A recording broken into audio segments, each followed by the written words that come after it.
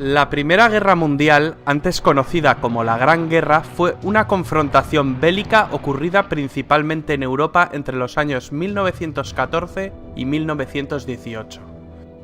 Más de 9 millones de combatientes y 7 millones de civiles perdieron la vida, una cifra extraordinariamente elevada comparado con guerras anteriores. Estas cifras son tan elevadas, entre otras cosas, por los avances tecnológicos e industriales de los beligerantes. En la Gran Guerra se vieron involucradas todas las grandes potencias industriales y militares de la época. Antecedentes. De la noche a la mañana, Alemania, que había llegado tarde al reparto colonial, se incorpora al club de las grandes naciones. Su gran ejército había infringido una humillante derrota a la Francia de Napoleón III, y el rey de Prusia, Guillermo I, se había proclamado emperador, Kaiser, de todos los alemanes. Francia pierde las regiones de Alsacia y Lorena. Francia e Inglaterra aparcaron sus diferencias en cuanto el gigante alemán empezó a hacerles sombra, formando la Entente Cordial, Entendimiento Cordial, en 1904, que tras la anexión de Rusia pasó a llamarse la Triple Entente. ¿Qué bandos se enfrentaron? Se enfrentaron dos bandos. Por un lado, la Triple Entente que acabamos de mencionar. En el otro bando tenemos la Triple Alianza, formada por las potencias centrales, el Imperio Alemán y Austria-Hungría, o Imperio Austrohúngaro. La Triple Alianza era una coalición inicialmente integrada por el Imperio Alemán y el Imperio Austrohúngaro por iniciativa del canciller Otto von Bismarck. Estos países acordaron apoyarse en caso de ser atacados por Francia o por Rusia. Ambas alianzas sufrieron incorporaciones. El Imperio Otomano y el Reino de Bulgaria se unieron a las potencias centrales. Italia se cambia de bando y se une al bando a la postre ganador, el de la Triple Entente. También se les unen el Imperio de Japón y Estados Unidos. ¿Cuál fue el detonante? El imperialismo y el colonialismo que venían desarrollando desde hacía décadas las potencias involucradas fue la principal causa subyacente. Pero la chispa que desató el conflicto se encendió el 28 de junio de 1914 en Sarajevo, con el asesinato del archiduque Francisco Fernando de Austria y su esposa. El asesino era un nacionalista serbio. El asesinato desató una crisis diplomática. Austria, Hungría y Alemania exigieron a Serbia la apertura de una investigación y la actuación en territorio serbio. Serbia se negó en rotundo, con el respaldo de la Rusia del zar Nicolás II. Austria-Hungría finalmente declara la guerra a Serbia. Rusia entonces sale en ayuda de Serbia. Más tarde Alemania mueve ficha y declara la guerra a Rusia y a Francia, e invade Bélgica. Inglaterra se la declara a Alemania, y así sucesivamente. De pronto medio mundo estaba en guerra contra el otro medio.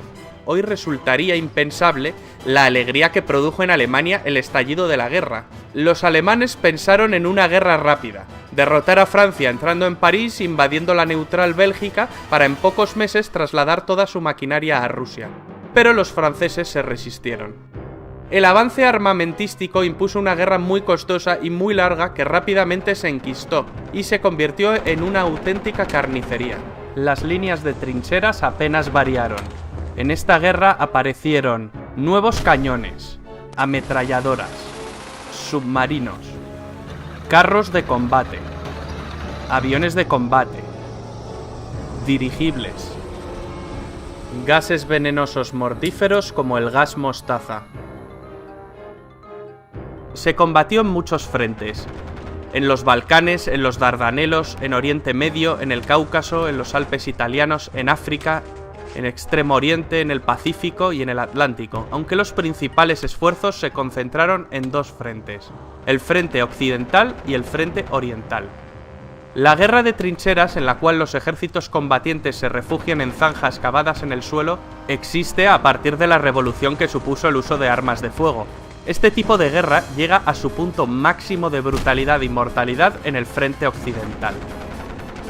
En el frente oriental pusieron al mando del ejército alemán a una vieja gloria, Paul von Hindenburg. Tras sus victorias acabaría siendo el jefe del Estado Mayor con el general Ludendorff como subordinado. Ambos acabarían creando una dictadura militar dirigiendo de facto el país, marginando al Kaiser Guillermo II y al propio Parlamento alemán. Los alemanes intentaron aislar a los ingleses con sus submarinos U-Boot. Estos submarinos atacaban una y otra vez sus barcos que abastecían la isla. En 1915 los alemanes hunden el RMS Lusitania, un gran transatlántico, orgullo del poderío británico. En el hundimiento mueren 128 estadounidenses. Este hecho provocó que en 1917 los Estados Unidos le declararan la guerra a los imperios centrales. Y esto terminó de desestabilizar la balanza. También ese año en Rusia, las hambrunas y las bajas de la guerra desencadenaron el estallido de la Revolución Rusa, la cual obligó a abdicar al zar Nicolás II. Los bolcheviques tomaron el control total y finalmente firmaron el armisticio con los imperios centrales y más tarde la paz. Los alemanes aprovecharon esta victoria para enviar casi todo su ejército oriental al frente occidental e intentar obtener una victoria rápida antes de la llegada masiva de los estadounidenses. Era su baza definitiva. Pero mal alimentadas y cansadas, las tropas alemanas no pudieron resistir la contraofensiva de Foch y fallan frente al objetivo final, París, quedando a 120 kilómetros de la capital gala. El general Foch comanda sus tropas francesas y estadounidenses hacia la victoria, en la segunda batalla del Marne. Los primeros tanques británicos entraron en combate y la superioridad aérea aliada fue evidente. Los italianos también derrotaron a los austrohúngaros.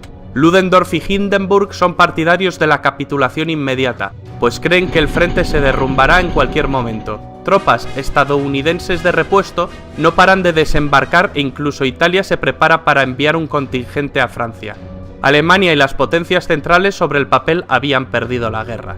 El presidente norteamericano Wilson proclama que Estados Unidos solo negociará con un gobierno alemán democrático. Tras una revolución obrera en Berlín, el Kaiser huye a Holanda. Es el fin de los Kaisers alemanes. Tras el Tratado de Versalles, Alemania sufrirá humillantes sanciones que avivaron el odio alemán hacia los vencedores. Los franceses fueron los más vehementes en cuanto a las represalias contra Alemania. El tratado acabaría propiciando el ascenso de Hitler y, por tanto, la Segunda Guerra Mundial.